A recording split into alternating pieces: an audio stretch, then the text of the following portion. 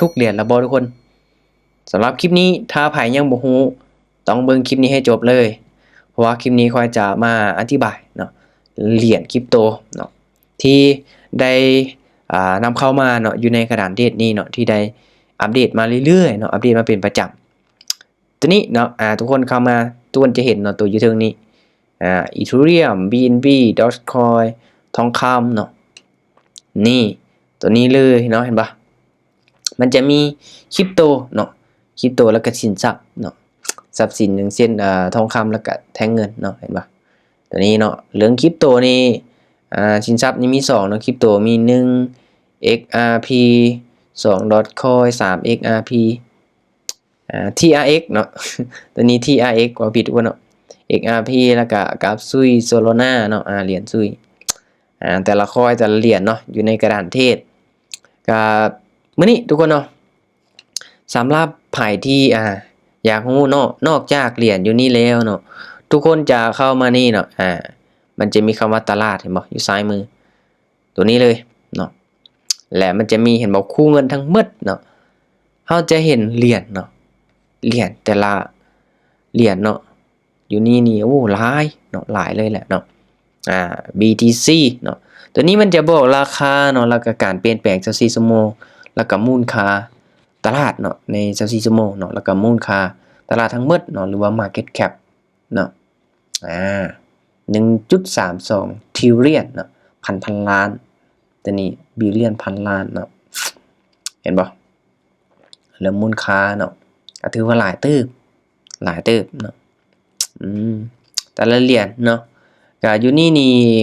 มีจักเหรียญเนาะตามที่เบิ่งนี่ก็มีหลายเติบเนาะรายการโปรดนี่เขาบ่ได้เพิ่มไว้เนาะการซื้อขายเนาะคือตัวอย่างว่าเฮาอยากซื้อ Bitcoin เนาะเราสามารถที่จะมาซื้ออยู่นี่ได้เนาะใส่จำนวน USDT เนาะใส่เนาะหลากสุดเลยเนาะจำนวนเหรียญที่เฮามีเนาะแล้วก็ทำการซื้อเลยเนาะประวัติเนาะตัวนี้เขาบ่ได้ซื้อเนาะอยู่ในบัญชีนี้ไปซื้ออีกบัญชีอื่นเนาะอันนี้ตลาดในคู่เงินเนาะ Bitcoin นี่ทุกคนน่าจะรู้ดีเนาะเพราะว่าค่อยก็ให้คลิปลงไปแล้วเนาะ Bitcoin เป็นหยังเนาะ Ethereum เนาะ BNB เหรียญของ Binance เนาะ BCS เนาะ Solana เนาะ LTC เนาะ AVAX เนาะเห็นว่ามันจะมีชื่อเนาะแต่ละเหรียญเนาะเหรียญยูนิเนาะเหรียญยูนิถ้าว่าไผที่ได้ติดตามคลิปค่อยเนาะจะรู้เนาะTron เนาะหรือว่า TRX เนาะเหรียญประจำTron เนาะแล้วก็ตัวนี้เนาะเห็นบ่ Polygon เนาะ Polygon ก็จะเป็นเหรียญตัวนี้เนาะ POL Polygon เหรียญชิบะมีหลายเหรียญเนาะหลายเหรียญเลยมีหลายเกินเนาะตัวนี้Optimism เนาะ OP เหรียญ OP ADA เห็นบ่ถ้าใครที่ได้ติดตามเนาะคลิปที่ค่อยเอาลงก็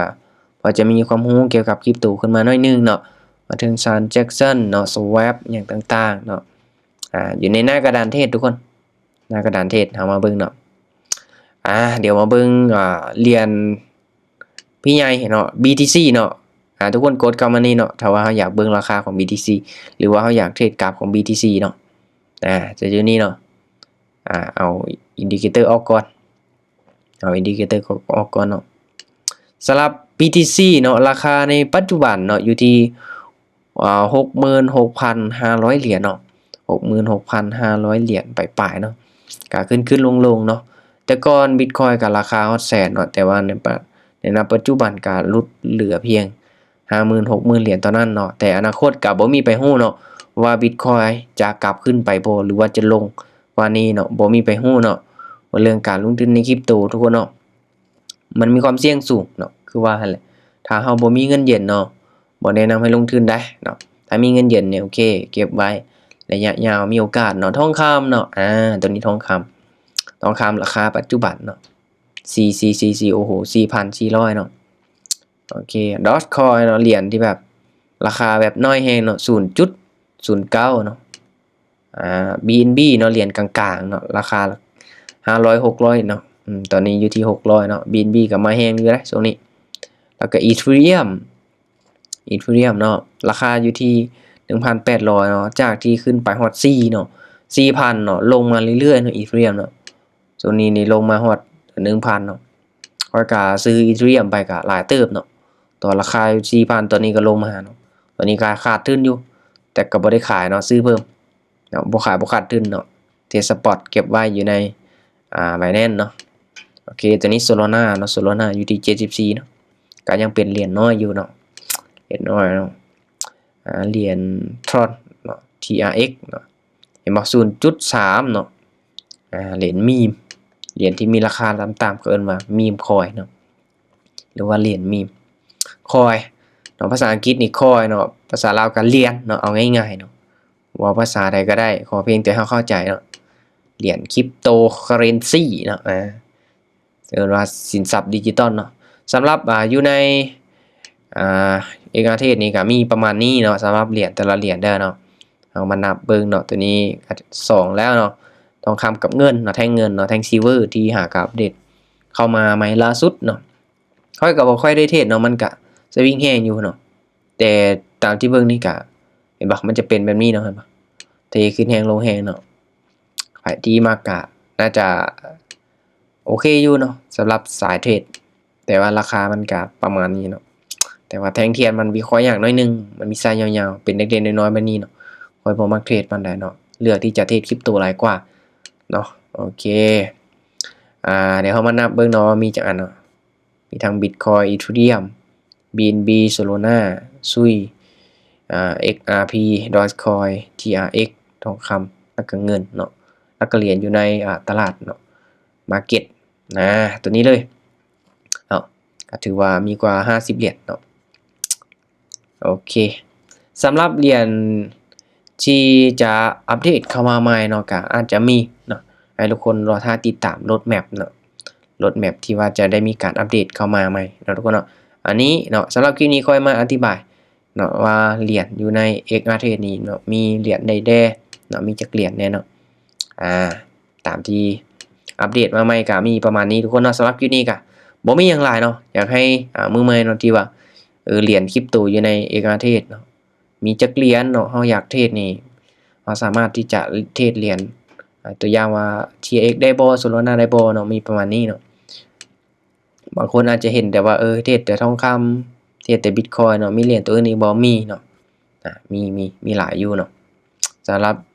เหรียญที่เลิกเทรดก็มีประมาณนี้เนาะแต่ก่อนช่วงแรกๆมีแต่ Bitcoin กับ Ethereum เนาะตอนที่ค่อยเทรดทำบิตมีแต่ Bitcoin หลังจากนั้นมันก็อัปเดตเข้ามาใหม่เนาะเป็นทองคำเนาะ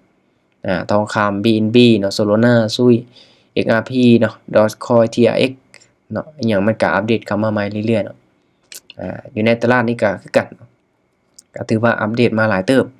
แต่ตัวที่อัปเดตมานี่ก็ถือว่าเป็นเหรียญที่มีมูลค่าตลาดเนาะหรือว่า market cap ค่อนข้างที่จะหลายเติบเนาะที่ได้อัปเดตเข้ามาเนาะ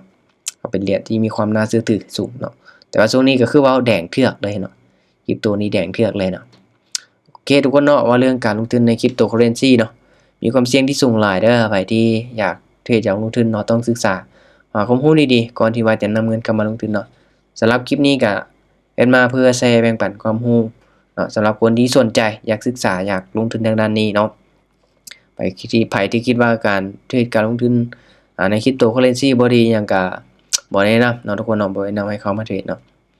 ทางนั้นก็ต้องศึกษาหาข้อมูลดีๆเนาะโอเคสำหรับใครที่อยากศึกษาเจาะลึกเนาะอยากพัฒนาทางด้านนี้แท้ๆข้อยก็มีกลุ่มพร้อมที่จะแชร์แบ่งปันข้อมูลให้เนาะเข้ามาร่วมศึกษานำกันได้เนาะแต่ก็ให้ศึกษาดีๆก่อนที่ว่าจะนำเงินไปลงทุนได้เนาะโอเคอย่าลืมกดไลค์กดแชร์ให้แน่ทุกคนเนาะเดี๋ยวจะเจอกันใหม่ในคลิปต่อไปเนาะเดี๋ยวจะเอาข้อมูลเทคนิคดีๆมาแชร์มาแบ่งปันให้เนาะโอเคบ๊ายบายทุกคน